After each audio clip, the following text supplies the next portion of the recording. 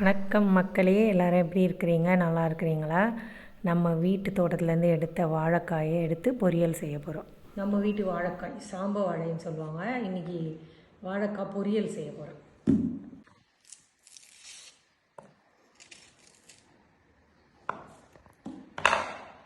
இங்கே பார்த்தீங்கன்னா பீலன், நாட்டு பீலன்.